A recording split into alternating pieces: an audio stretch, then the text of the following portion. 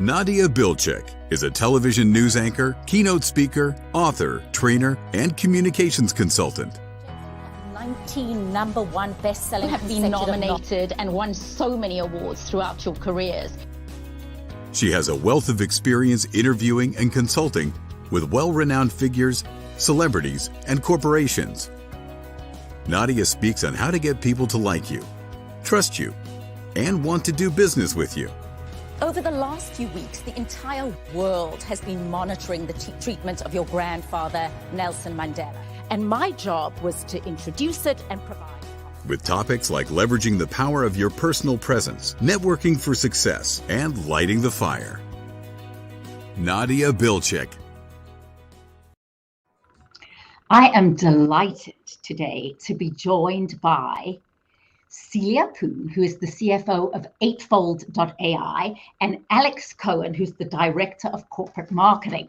Now, eightfold.ai is best explained by both Celia and Alex, but I really wanted to talk to them today because what is the biggest challenge that organizations around the world are facing, and that is talent. Talent attraction, talent retention, talent development. And through doing this, whoever I've spoken to said that is the number one issue that people are having. So Celia Poon, Alex Cohen, welcome. Fabulous to have you here. So Celia, as the CFO of eightfold.ai, and for people who are joining us who have never heard of eightfold.ai, take us through why it's different to other software. Absolutely. So Eightfold provides a single AI platform for all talent, both public and private sector, full-time and contingent workforce. Our AI platform connects people with opportunities based on what they are capable of and their potential, not who they are. So that's the differentiation that we have. Okay. And why is AI important, you will ask? We are really, as you mentioned, a lot of companies are really focused on talent. Why is that? Because we're actually facing a talent crisis right now. The nature of work is changing. There's 60 million contingent workforce out there in the US, and the workforce is changing even faster. There will be 70% of millennials in our workforce in 3 years, and they demand impact. They demand, D&I, diversity and inclusion. And globally, companies actually spend a ton of money on talent. They spend $1 trillion. Despite so much spend, 30% of open jobs remain unfilled. Almost 50% of employees leave after 2 years, and it takes 60 days to hire, another year to train. I mean, this talent crisis is causing huge productivity loss. And traditional approaches of finding talent and helping employees with career planning are actually not sufficient. So AI is really needed to solve a lot of these complex challenges. Why is that? Because AI can understand so much more data than humans can. It can be used at scale to infer skills, hire potential, and build personalized career development paths. It has a profound impact on the way we work and offer employment. And that's what Eightfold does. It also helps with diversity and inclusion as well. Okay, so you said something interesting, and there's a lot to unpack here. And Alex, maybe you can take us through this. Celia mentioned it's not only about where you are right now, but how does it work with organizations to detect potential? I find that very interesting because one gets a resume, there's certain search. How is that possible? I know exactly where you're going, Nadia, and it's an incredibly fascinating process. That's really, the example that I go to is we work with the state of Indiana, their Department of Workforce Development. Right. And we run a talent exchange where people can immediately upload all the information about themselves and it will match them to a position or, and this goes back to your question, where they want to be doing. And we had someone who was working in a gas station, working in a retail, and they had a dream of being in a medical field. Well, our system was able to detect, hey, because you had this job previously in your career, you're probably excellent at organization. Because you have this family experience, you're capable of dealing with, some of the more live processes. And it recommended a certification program for her. And she ended up in a nursing program. And, in less than a year later, she's, well on her way and already working in a hospital. So I think that's an example of, just one of many instances where the data is available, but there's not a lot of systems in place to take that data and project what you want to do. And Celia mentioned it can't be done at scale, without the power of AI. There's a lot of probably HR people who are saying, oh, I would love to be able to do this for all my employees. I would love to be able to identify their next step and where they want to go, but they don't have the tool for it. And that's what our platform is capable of. So last week, I had a fascinating conversation with the senior manager of people and change, Yurit Silverstone at Accenture. And she said, one of the most important competencies right now is the ability to learn and change. So often people are hired, but they go. So Celia, again, and I'm just trying to understand how AI is going to detect an individual's capacity for change and learning. Absolutely. So with what we mentioned about how AI can look at everybody's career at scale and help them build personalized career planning. So using AI, we can actually know what skills an organization has, what are the skills that the competition has, and what are the skills that they lack where the company need to upskill their employees. And then we can actually at scale help each employee build individual career paths to upskill them and also help them achieve their career aspirational goal. And only can AI do that at scale. So what was out there before Eightfold, and how did Eightfold develop and become what it is? Yeah, I would say we are the first in terms of building the AI for talent. We were founded in 2016, and over a short period of time, we grew very fast, and we work with a lot of large customers all over the world. And this is a new way to deploy and manage talent. I would say this is sort of a new category we're building called talent intelligence platform. There are some companies, that are also doing that. We are the first in the market, and we have the best technology. So what is the competition? Who's doing other things? Just so people can understand what is out there that you are improving on. So I think there's a lot of really great companies that are out there doing single point solutions. They're either bringing someone in or they are progressing their career once they are in, and a million things in between. But there hasn't really been a company that does the true through line of bring them in, find out what they're best at, find out where their career wants to go, and then build from there. And, I think talent acquisition, which is bringing someone in, gets a lot of the headlines because people can understand it very seriously. But at the end of the day, people are going to leave your organization if they don't feel like they have a career path, if they don't feel like they know that they're being taken care of and that it's being done, at an organizational level. So in terms of, employer brand and, how they want to build their workforce, we really do have a unique offering. Something that I think is always really interesting, and it goes to your question earlier, Nadia, is the military in our company, or in our country rather, in the U.S. They come out of their service with the most, skilled and most impressive potential of almost anyone you'll ever meet, but their resume doesn't always reflect it. Their CV doesn't always reflect it. How do we get these people into the family-sustaining jobs that they deserve? And that's something that requires this kind of technology to look at and use appropriately. That's such a great example, isn't it? Both in terms of, I know I do a lot of work for the Home Depot, who hire a lot of vets, and the reality is leadership skills, camaraderie, team building, and conventionally it was done by the HR individual who would look, or the person themselves. So just help us understand. So both on an organizational level, but let's say people are watching right now who say, I want to go into Eightfold and I want to look at my skills. And it's so interesting, both of you, because as a person who is a broadcaster, who has worked in front of a television camera, you know, what skills do you have if you're no longer on air? Think about that, right?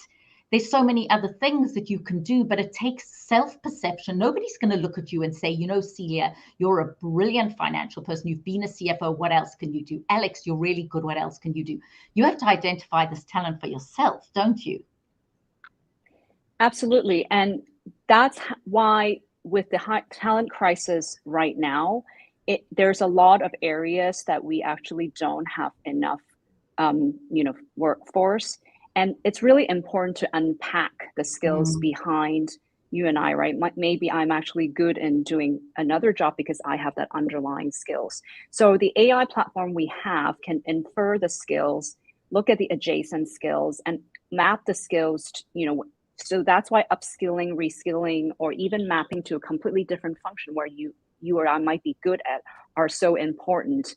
And currently we work with a lot of enterprises. We also work with 2 states in terms of helping them solve unemployment. So I think very soon the audience can actually leverage our platform to look at their skills. So you might go into a state and work with the state to say, how do we help individuals? So it's not something, and again, I'm getting questions coming in as we're speaking. So somebody says, this sounds brilliant. Can I go on there and look at, the famous book about, what color is my parachute? What other skills do I have? So do you have anything available for individuals, or it's only available at an organizational level or a state level? Yeah, it's only available for the organization level at this point. Yeah. So there's a couple things that I think we can expand on, though. I love that book, by the way. I think the main thing is, in addition to working with enterprises, we work with a lot of public sector organizations. I mentioned the state of Indiana earlier. We also work with the state of New York and the U.S. Department of Labor. In doing that, we set up exchanges where individuals can go and register. In Indiana, we're calling it the Hoosier Talent Network, and people can go on there if they're local, of course, and become employed in that way. Something that I think is really interesting to mention along these lines too is, if you're doing holiday shopping or if you're trying to get a hold of something, you may have read about these supply chain issues, and that's because there's not enough microchips going around right now. That is a very big deal in the semiconductor industry. And what we've done is, we've taken a deep dive into that industry and seen that, in 5 years, there literally will not be enough skilled workers to support that industry in the US. They'll be at 50% of essential capacity. So what are these companies doing? They're not just throwing up their hands. They're saying, we need to find a way to reskill and upskill our current workers. And we need to find a way to get people from other industries into ours. And that's where, as Celia mentioned, adjacent skills and the ability to grow in that way is so relevant. And by the way, it's not only microchips, it's everything from, I was talking to somebody at Coca-Cola, citric acid, aluminum. I mean, the shortage of things. I went to try and buy a pair of Spanx. I went to watch them yesterday, and they didn't have any in my size left. None. And I said to the woman, how is it possible? I mean, I'm a very average size. She said to me, there's an absolute shortage of nylons. Did you know that? Alex, it's not something you would know. And looking I did not know. Yeah. He doesn't need them anyway. But I mean, you're looking, I think we're all having to look at things so differently. And you mentioned, what about the shortage of frontline workers? I mean, in my podcast and in my work as a professional speaker, this is what I'm hearing. Shortage of frontline workers, talent retention. What's happening to people who are being told, okay, you now have to go back to the office? Well, I don't want to. So, all of these things play in. So how do you constantly, and as someone who is fairly new to the concept of AI, how do you update the AI constantly so that it is taking all of this into account? Yeah, I think, as I mentioned, right, the skills is the really the crux of how you can actually map these skills. And whenever you have a shortage, you can always go look back at what are the core skills of your workforce and then map to what are the roles that you actually badly needed. And then you can say, hey, we can actually upskill these guys and kind of redeploy these skills across different functions. And the AI, doesn't really need to be updated, but whenever we get data from our enterprises, from the public sector, we just get better and better data to train the model to be better. But the platform itself can help map and redeploy skills on a real-time standpoint. That's why it's so brilliant. So a question I'm getting in from Alexa Kessler is, who is programming this so that the questions and the skills that the AI is looking at, is that a group of psychologists? Is it a group of HR professionals? AI on itself requires human input is the question. So I won't pretend to be the world's foremost expert. At the end of the day, I'm a marketer, but I do know, we work with, some of the most advanced AI mechanics, in the world. And people that have been doing it for 20 years, that I didn't even know AI was a thing 20 years ago. So well, overall, what's a thing, Alex? yeah, that's right. So I think, we really have, gone to the mat in terms of both our founders and our engineering team in terms of making sure that this is done in the right way. And I'll always say this, we are the #1 proponent of certification and testing and patenting of AI technology, because we are very conscious of the fact that there is, the big bad AI storyline out there.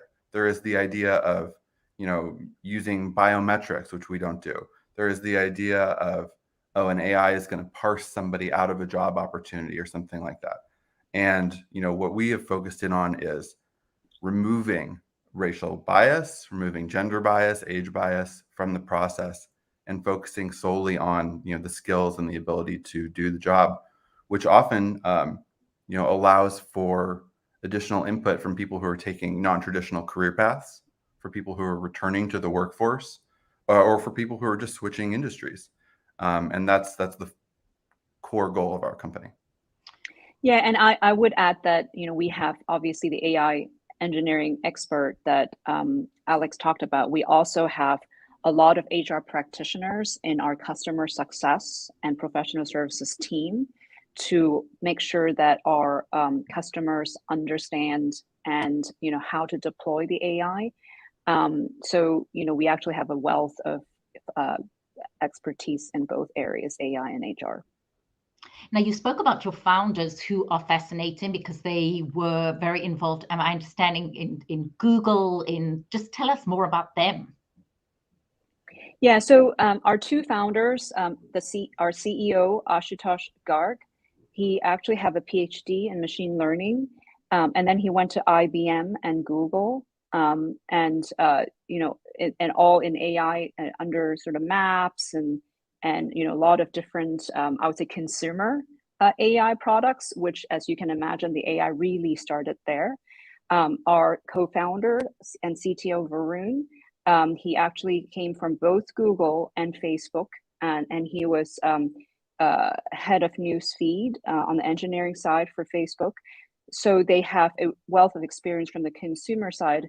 If you look at Google, right, they index trillions of documents every day in terms of using AI. And so the amount of data they work with, is much bigger than, what we see on the talent side. That said, on the talent side, it's really just making sure that we understand the data and we build 360-degree profile of every candidate, their career trajectory, so that we can project and predict their potential to succeed in a role and map their skills so that they can actually upskill and meet their career aspirations and understand what things they need to learn, what courses they need to take in order to upskill themselves.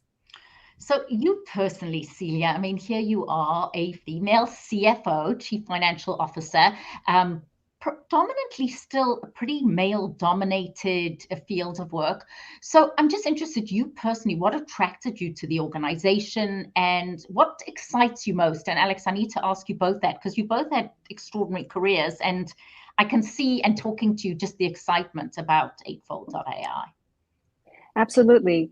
Yeah, I mean, I certainly, share what you just said in terms of, when I go to board meetings, when I go to executive meetings, I look around and, I am sort of um, the only sort of, colored, female person. I think this is sort of my, sixth, seventh company, and I really wanted to find a company who had the mission, and our mission is right career for everyone in the world. And the technology and the AI that we just mentioned is so strong that I feel, and also if you think about the talent crisis, all that, it's really very timely as well. So for me, joining a company with such a strong mission and everything that we do is in service to that mission is extremely joyful to me. I think throughout my career, I feel like, luckily I have a lot of connections that get me to where I am. But there are a lot of people who, didn't really have the connections.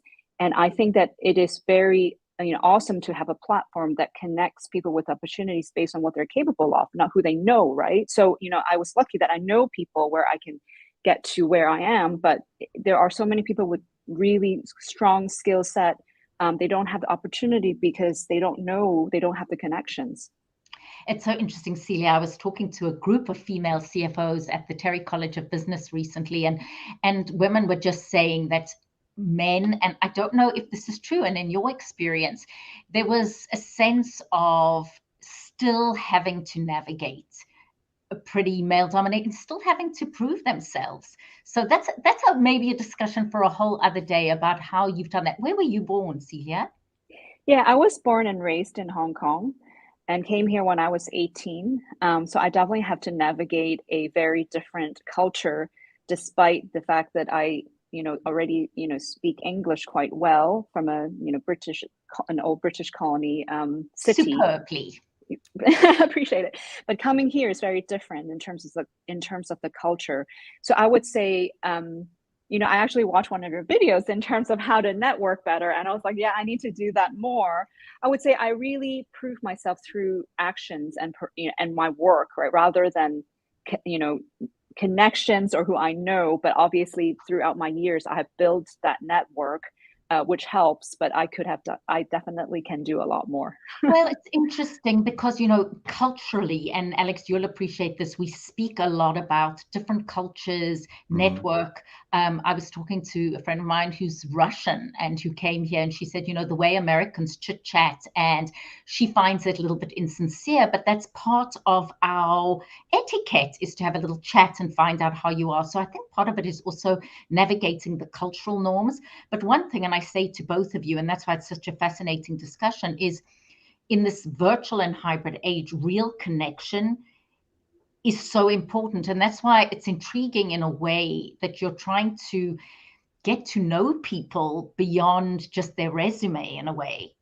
How do you have real connection and do it virtually? So just curious, because you have navigated your career exceptionally well, but notice that there's still challenges. And networking is, I always say, as much about being a go-giver as it is about being a go-getter. So I'm so grateful for both of you giving your time today just to educate us. I think part of doing these live broadcasts, which, by the way, Alex, I would never have done if COVID hadn't happened, is, people understand. In fact, I was talking to the person that I interviewed, Jared Silverstone at Accenture. I said, have you heard of eightfold.ai? She said, I sure have. So obviously people who are in the consulting world and people and change do know about eightfold.ai, but what you're trying to do and looking at companies that are trying to address the needs right now. That's what fascinated me about your company. So Alex, in terms of you and your world, what's attracting you to this right now? I mean, I can't tell, but you could be a millennial or maybe a generation. I would say I think I fall into the elder millennial category. Right. Okay. And by the way, I'm completely stealing Go Giver. Your entire audience should. That's a great term. And as far as live networking, you couldn't be more right, Nadia. We're very lucky that my cat hasn't made an appearance on this. Well, my dog did, and I was just chewing it on the side. But I mean, to answer your question, I do think, I graduated into the workforce in 2008. into the financial crisis. And I recall scrapping and networking and doing everything I possibly could just in order to, continue living on my own and to start building my career and to, start applying some of the skills that I had picked up during my education. And that was not an easy process. I think in terms of what attracted me to Eightfold AI is we are making that process easy for a lot of people. We are giving them the ability to grow their own careers and to find people that are not just great talent for the organization, because at the end of the day, that's good for the organization, but nobody really thinks about it from the perspective of the individual. An individual who is a perfect fit within a company is going to stay there longer and is going to have a much more satisfying career and be able to build themselves up. So it really is, such an excellent cause. It's such a great organization to be a part of because we're doing it the right way and we're having a lot of fun with the technology too.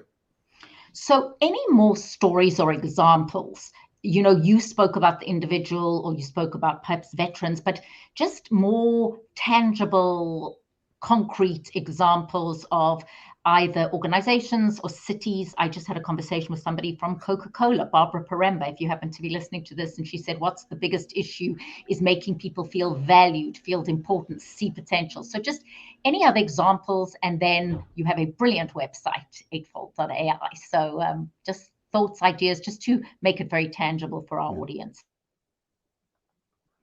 Celia, is there anything you wanted to lead with? Yeah, I think there's definitely another example here. We are working with this organization called 110.org. 110 is founded by the chief executives of Fortune 500 companies, and it has a mission to close the opportunity gap for Black talent, and we're powering the technology platform behind it. So, when we talk about talent crisis, skills gap, opportunity, underrepresented opportunities, this is another example that what we're doing is in line with our strong mission. You speak about diversity, equity, and inclusion and an individual's bias. But the reality is, we speak about diversity as an is, right? But whereas equity and inclusion is more active. So I don't know how that plays into the AI and if that's a conversation for another time, but it's clearly, Alex, right, one of the goals. Yeah, and I would say there's a very strong example I want to point out here. Yes, one of the bias that everybody, in the world we have is called self-selection bias. When someone go to a career site, a female usually only apply for a job when they're about when they're 100% qualified. Male usually is about 60%. So for us deploying the AI on our customers' career website, where if you upload as a candidate, if you just upload your resume and we match the jobs automatically versus you go into selecting each job, it removes the self-selection bias. And it's a win-win situation. If you're female, you get a lot more job opportunities. For an enterprise, you get a much bigger and diverse pool of candidates. So that's also another concrete example why the AI actually works and automatically really improve diversity and inclusion. It's so interesting you say that. I gave a talk recently, and some of the women, we had a very heated discussion about, genderizing, so to speak. But, the research and the data exists to show what you've said. Absolutely. So, and the concept of self-selection, you see, we have many conversations we could be having. Alex, last point as we start to wrap up. Oh, I just think, there's so much to consider when it comes to how this can be applied to individual organizations. There's no just blanket AI is going to fix what you have going on. One of our missions is to completely stamp out this phrase of, oh, we couldn't hire enough of X group because there weren't enough available. That is, first of all, it was always kind of inherently absurd. And second of all, now that we have remote work, now that we have so much access, it's even more ridiculous. So there's just no excuse for it. This is the way forward. We're happy to be a part of it. That is a great way to end. Celia, last thoughts. I am going to add in, can AI really work to make people valued and connected? that's a whole other point. But certainly in terms of assessing and feeling valued and seeing your potential. But do you agree, both Alex and Celia, there are things that I go, you know, the headline is, there's no app for this. Like what we're doing right now.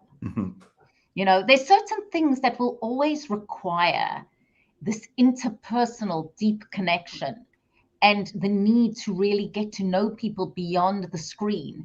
So just last thoughts as we end, Celia, and as we go into the holiday season.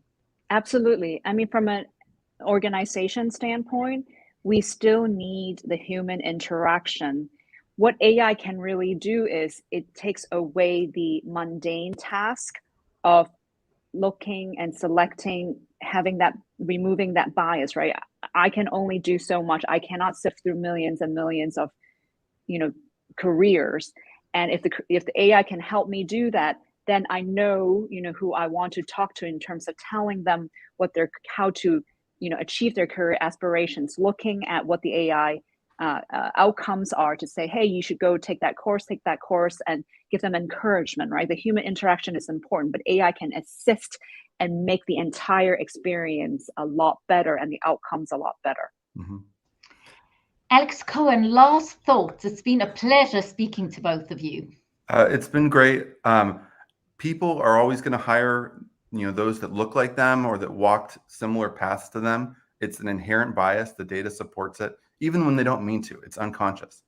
So that's why we think that this is a supportive part of the process. It's a smart platform and a smart person together is the best scenario. Celia Poon, Alex Cohen, eightfold.ai. I am so excited to have this conversation again in 6 months because the rate at which things are changing, I'm going to be fascinated to see what else you're including.